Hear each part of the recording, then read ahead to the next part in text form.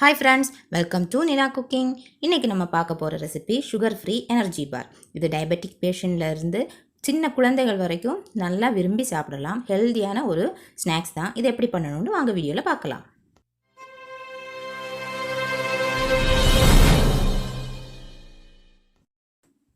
முதல்ல பேரிச்சம்பழம் ஒரு 20 பேரிச்சம்பழம் அதில் உள்ள சீட்ஸ் எல்லாத்தையும் எடுத்து மாற்றிட்டு நல்லா எடுத்து க்ளீன் பண்ணி வச்சுக்கிடணும். இது இப்போ நல்லா அரைச்சி எடுத்துக்கலாம். ஒரு மிக்சி ஜார் எடுத்துக்கோங்க. அதில் இந்த பேரிச்சம்பழத்தை எல்லாத்தையும் சேர்த்துடலாம். இதை நல்லா அரைச்சி எடுத்துக்கணும். தண்ணி எதுவும் சேர்த்து அரைக்கக்கூடாது. இதை சும்மா 1-2 அரைச்சி எடுக்கணும். ரொம்ப நைஸாக அரைக்கணும்னு தேவையில்லை. இப்போ நம்ம இதை அரைச்சி எடுத்துக்கலாம். இப்போ அரைச்சி எடுத்தாச்சு. ரொம்ப பேஸ்ட் மாதிரி அரைக்க வேண்டாம். இந்த மாதிரி இருந்தாலே போதும். அடுத்ததாக நம்ம ஒரு பேன் அடுப்பில் வச்சு சூடு பண்ணி அதில் 1 டேபிள் ஸ்பூன் அளவுக்கு கசகசை எடுத்திருக்கேன். இதை இப்போ ஃப்ரை பண்ணி எடுத்துடலாம்.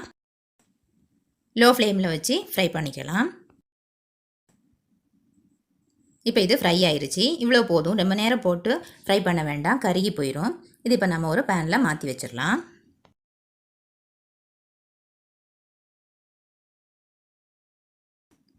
அடுத்து பானில் 1 டீஸ்பூன் அளவுக்கு நெய் சேர்த்துக்கோங்க. நெய் நல்லா உருகட்டும்.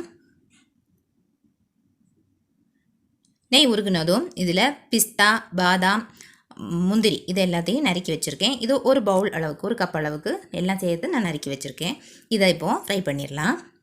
ரொம்ப நேரம் போட்டு ஃப்ரை பண்ண வேண்டாம். லைட்டாக அந்த ஒரு பச்சை வாசனை போனால் மட்டும் போதும்.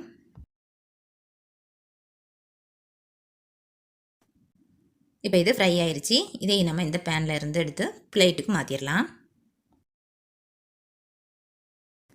அடுத்து அதே பேனில் 1 டீஸ்பூன் அளவுக்கு நெய் கூட சேர்த்துடலாம். நெய் உருகுனதும் அதில் இந்த நம்ம அரைச்சி வச்சுருந்த பேரிச்சம்பழத்தை சேர்த்துடலாம். இதை நல்லா இந்த நெய்யில் போட்டு வதக்கி எடுக்கணும். நல்லா மசிச்சு திருப்பி திருப்பி விட்டு நம்ம எடுத்துக்கணும். நல்லா சாஃப்ட் ஆயிரும். இந்த பேரிச்சம்பழம் நல்லா வெந்து சாஃப்ட் ஆயிரும். இதுக்கு ஒரு 5 நிமிஷம் 10 நிமிஷம் ஆகும். கை விடாமல் கிளறி விட்டு நல்லா கிளறி விட்டு மசிச்சு விட்டு எடுத்துக்கோங்க. இப்போ 10 நிமிஷம் ஆயிடுச்சு. பாருங்கள், நம்ம போட்ட பேரிச்சம்பழம் எவ்வளோ சாஃப்டாக இருக்குன்னு பாருங்கள். இந்த மாதிரி ஒட்டாமல் பேனில் ஒட்டாமல் வரணும். இந்த மாதிரி சாஃப்டாக வரணும். அது வரைக்கும் நம்ம கிளறி விடணும். இப்போ அடுப்பு ஆஃப் பண்ணிடலாம். இப்போ இதில் நம்ம ஃப்ரை பண்ணி வச்சுருந்த நட்ஸை சேர்த்துடலாம். அது கூடவே 1 டேபிள் ஸ்பூன் அளவுக்கு வெள்ளை எள்ளு சேர்த்துக்கலாம். இப்போ நம்ம ஃப்ரை பண்ணி வச்சுருந்த கசகசாவில் பாதியை இதில் சேர்த்துடலாம். பாதி நமக்கு டெக்கரேஷன் பண்ணதுக்கு தேவைப்படும். இந்த மீதியை நம்ம தனியாக எடுத்து வச்சிடலாம். இப்போ இது எல்லாத்தையும் சேர்த்து நல்லா மிக்ஸ் பண்ணி எடுத்துக்கலாம். இந்த நட்ஸு, வெள்ளை எள்ளு, கசகசா எல்லாமே சேர்ந்து நல்லா இந்த பேரிச்சம்பழத்தோடு மிக்ஸ் ஆகி நல்ல ஒரு கன்சிஸ்டன்சிக்கு வரணும்.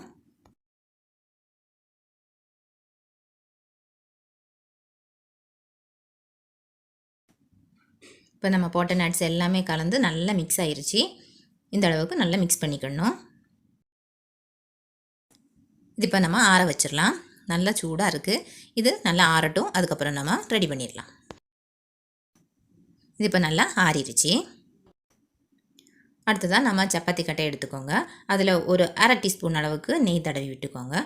இதில் நம்ம செஞ்சு வச்சுருந்த பேரிச்சம்பழம் மிக்ஸை போட்டு நல்லா ஒரு சிலிண்டர் ஷேப்பில் நம்ம இதை உருட்டி எடுத்துக்கலாம். இந்த மாதிரி ஷேப்பில் நம்ம இதை உருட்டி எடுத்துக்கணும். அடுத்ததாக ஒரு அலுமினியம் ஃபாயில் எடுத்துக்கோங்க. இதில் நம்ம தனியாக எடுத்து வச்சுருந்த கசகசாவை இந்த மாதிரி தூவி விடணும். எல்லா பக்கமும் படுத மாதிரி தூவி விட்டுக்கலாம்.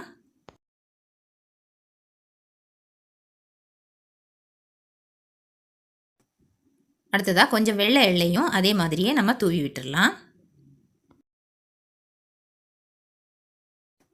இப்போ நம்ம உருட்டி வச்சுருந்த பேரிச்சம்பழம் மிக்ஸை அந்த எள்ளுக்கும் கசகசாவுக்கும் மேலே வச்சு உருட்டி எடுத்துடலாம்.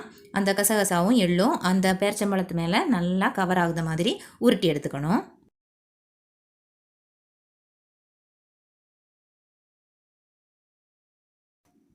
இந்த மாதிரி உருட்டி எடுத்துட்டு இந்த ஃபைலிங் பேப்பர் வச்சு இதை நல்லா டைட்டாக கவர் பண்ணிடலாம்.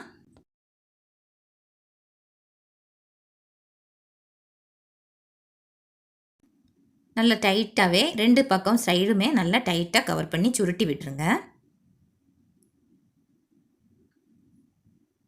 இந்த மாதிரி பண்ணிவிட்டு டைட்டாகவே கவர் பண்ணிவிட்டு இதை 1 மணி நேரம் ஃப்ரிட்ஜில் நம்ம வச்சிடலாம். 1 மணி நேரம் செட் பண்ணிவிட்டு அதுக்கப்புறம் நம்ம எடுத்துடலாம். இப்போ 1 மணி நேரம் ஆயிடுச்சு. நான் ஃப்ரிட்ஜிலேருந்து வெளியே எடுத்துட்டேன். இப்போ நம்ம இந்த ஃபாயில் பேப்பரை பிரித்து விட்டுடலாம்.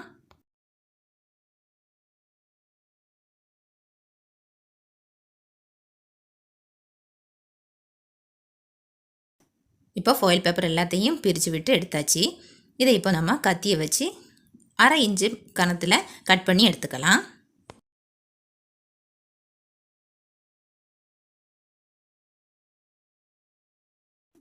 அரை இன்ச்சு கனத்தில் தான் கட் பண்ணணும்னு இல்லை, பார்க்குறதுக்கு அழகாக இருக்கும். ஒரு பீஸ் ஒரு குழந்தைகளுக்கு எடுத்து கொடுக்கணுன்னாலும் நல்ல சின்னதாக அழகாக இருக்கும். கொஞ்சம் பெருசாக வேணுனாலும் நம்ம கட் பண்ணிக்கலாம்.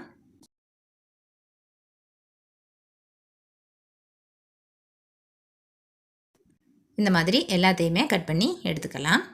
நம்மளுடைய சுகர் ஃப்ரீ எனர்ஜி பார் இங்கே ரெடியாக இருக்குது. பாருங்கள், நட்ஸ் எல்லாம் வச்சு அவ்வளோ அழகாக இருக்குது. பார்க்குறதுக்கே அவ்வளோ அழகாக இருக்குது. சாப்பிட்றதுக்கும் நல்ல டேஸ்டியாக இருக்கும். எல்லோரும் இதை ட்ரை பண்ணி பாருங்கள். வீட்டில் குழந்தைகளுக்கெல்லாம் செஞ்சு கொடுங்க. அவ்வளோ டேஸ்ட்டாக இருக்கும்.